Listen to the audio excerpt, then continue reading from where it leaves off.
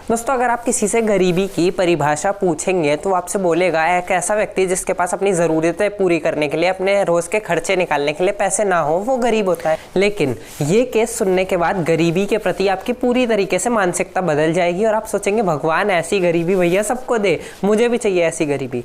तो क्या रहा, रिया चक्रवर्ती जिसे आप बहुत अच्छी तरीके से जानते हैं, सुशांत सिंह राजपूत के केस में इसका नाम निकल के आया था, प्राइम अक्यूज्ड है ये। इसकी भैया गरीबी की दास्तां है, ये कहानी है। ये मैडम जी, जब इनका इंटरव्यू आया पहली बार आज तक पे, राजदीप सरदेसाई बहुत ही जाने माने पत्रकार हैं। अब इसलिए जाने माने हैं वो आप लोग समझ जाइए, वो मैं नहीं बोलूँगा, लेकिन जाने माने हैं। उसके साथ इस रिया चक्रवर्ती का चाय कॉफ़ी बिस्कुट वाला इंटरव्यू आया था आज तक पे, आप सबने देखा, मैंने भी देखा।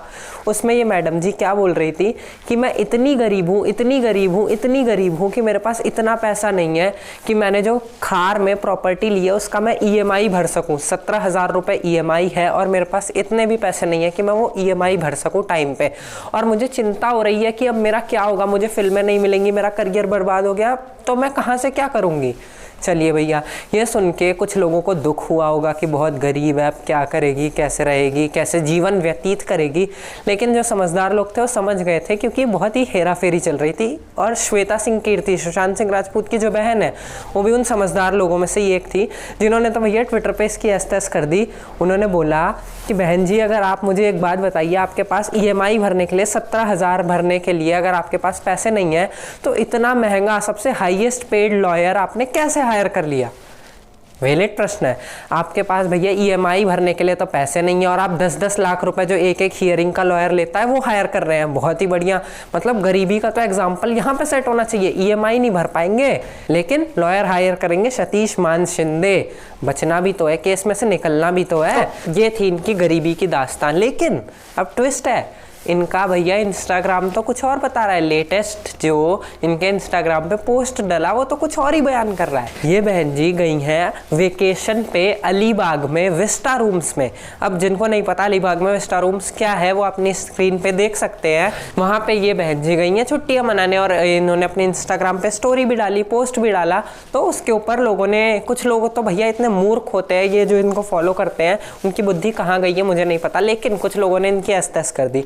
उनको भैया याद था कि इसने जो 17,000 वाला बयान दिया था उसको किस तरीके से यहाँ पे झूठा प्रूफ करें। अब जरा आप देख लीजिए इनको क्या क्या मिला है।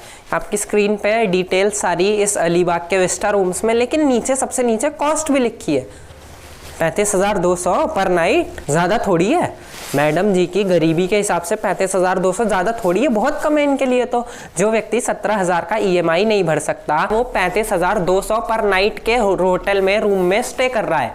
कितनी अच्छी गरीबी और कितना साफ दिखता है कि कितनी गरीब है ये और कितने पैसों की तंगी है, इसकी आर्थिक तंगी है, आपको क्लियर दिख रहा है। आप इसका बेडरूम देख सकते हैं, कैसा इसका होटल है वो देख सकते हैं, इसकी इंस्टाग्राम की पोस्ट देख सकते हैं। नीचे बड़े बड़े शब्दों में लिखा है थैंक यू विस्टा रूम्स।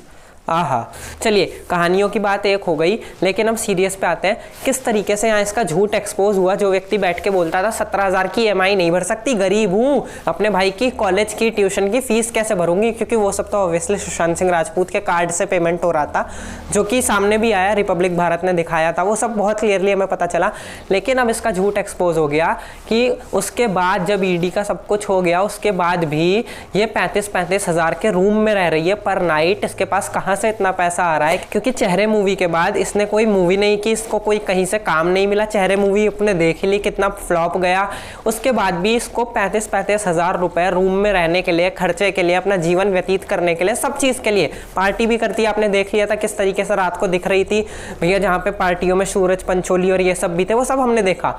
कहाँ से आया एक्चुअल में, कहाँ से आया? सुशांत सिंह राजपूत जो व्यक्ति थे, क्वांट टैलेंट मैनेजमेंट कंपनी को पैसे देते थे। भैया अगर आप किसी कंपनी को हायर कर रहे हो, किसी टैलेंट मैनेजमेंट कंपनी को हायर कर रहे हो, तो आप उसको ऑब्वियस सी बात है पैसे दोगे। लेकिन उसी क्वांट टैलेंट मैनेजमेंट कंपनी से इस रिया चक्रवर्ती के अकाउंट में पैसे आते थे। सुशांत के पास से पैसे जाते थे, इसके पास पैसे आते थे। समझ रहे हैं कि किस तरीके से यहाँ पे पूरा भैया रिया चक्रवर्ती को सारी फैसिलिटीज प्रोवाइड कराई जा रही है इसी सरकार के द्वारा, इसी बॉलीवुड के द्वारा, कि उस पर कोई आँच ना आए, उसने अपना काम कर दिया, सुशांत के साथ जो करना था वो उसकी पूरी रणनीति में मिलके कर दिया। अब उसको किस तरीके से प्रोटेक्ट किया जाए ये सरकार देख रही है, बॉलीवुड देख रहा है। उसका एग्जाम्पल आपके सामने है कि भैया किस तरीके से लेविश लाइफस्टाइल जी रही है, अपने सारे शौक पूरे कर रही है, पार्टियों में जा रही है, उसके बाद आप कहते हो कि मैं तो भैया गरीब हूँ, मेरे पास पैसे नहीं है। कितने हद तक सही है? तो मुझे उम्मीद है इसके झूठ का यहाँ पे पर्दाफाश हो गया होगा आपके सामने। और अगर आपको इस व्यक्ति की गरीबी की दास्तां पसंद आई, इसकी गरीबी की कहानी पसंद आई, और आपको भी लगता है काश मैं भी इतना ही गरीब होता, तो कमेंट में लिख दीजिएगा। इस वीडियो में इतना ही है। जय हिंद।